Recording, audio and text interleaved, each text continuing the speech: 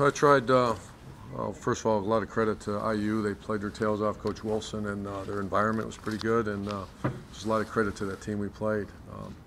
Played really hard. I quit trying to draw up how to win games a long time ago. It doesn't always work exactly how you planned. And I looked at our punt team was solid. Our punt return team was solid. Kickoff coverage is really good. Defense at times was really good. And then we had a couple hits that we gave up when they put the running quarterback. I thought he, obviously the big one he came out of there on, and we're up by 10, and you get positive field position, we turn the damn thing over. So we're turning the ball over at an alarming rate, and that's obviously a difference in the game, and at some point that's going to bite you. So we have to fix that. And I had 2 fumbles. Jalen laid it on the ground twice. We got to fix that. We had a tough injury to Corey Smith, who's kind of all-purpose guy for us, a tough guy. Prayers out to him, and just got to rally up and get back home, get out of here, and find a way to win our 6th game. Urban, how did that 4th and 1 call at the 35 late 3rd quarter, how did that jumpstart your offense? Oh, jump started. We went to gap blocking against. We're getting a lot of movement, and that disrupts zone plays. And we went to gap blocking, and our offensive line came pushing off the ball. And Zeke's just such a good second-level runner.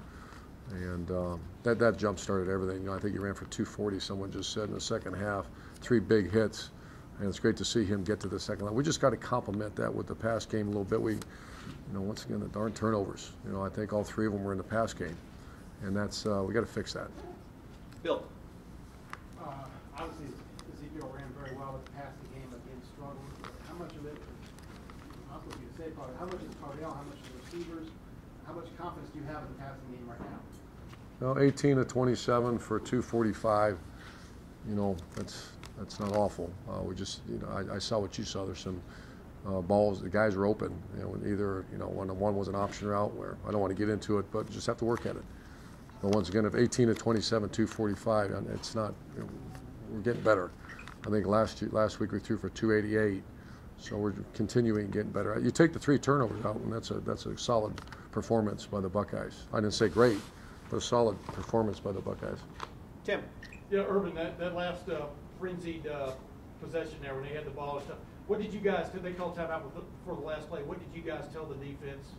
Well, they went. You can talk to. They went real aggressive. We went bear shoot, which is a real aggressive call, and that's kind of. I agreed with the call, and obviously our defense coaches know what they're doing, and we had too many penalties on our pass defense. So a lot of things to work on, but in that kind of situation, go step up and make a play. That was a heck of an effort. Over here, Steve. I couldn't even see it, by the way, what happened. I haven't even asked. Eli, I broke up the pass. Doug. Urban, do you still see this as sort of like the progression that a team makes Sure. early in a season, or is there Sure. anything that you think, man, this really needs I to don't change? The turnovers have to change right now. Right now. And there's a couple ways to do it. Just keep coaching, emphasize what we do.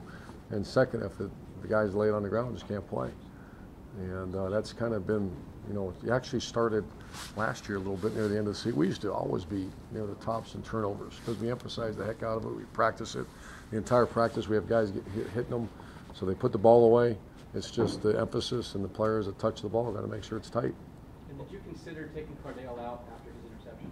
No, not then, because he was playing okay. No. Over here to the left, Steve. Yeah, Coach, when I ask about Jalen Marshall, it just seems like it's a thing that kind of cuts both ways. He's capable of making a game-breaking play for you, and then trying maybe too hard to get an extra yard or something, turns it over. I think it's very observant, and I agree with it. Trying too hard, and I guess when you lunge and you lean, but it's got to change. And he's a smart enough kid that he'll understand that, and we'll get that fixed. I just want to add red zone. First half, I think you were inside the 24 times and got 2 field goals out of it. Just what can be done in those situations? Were there good throws? Yeah, I thought, once again, I've not seen the film, but I thought we had a couple opportunities if we're accurate with the throws that we score. And you also be able to, Ohio State with Zeke, got to be able to pound the ball in there a little bit too. So we'll evaluate it when we get back.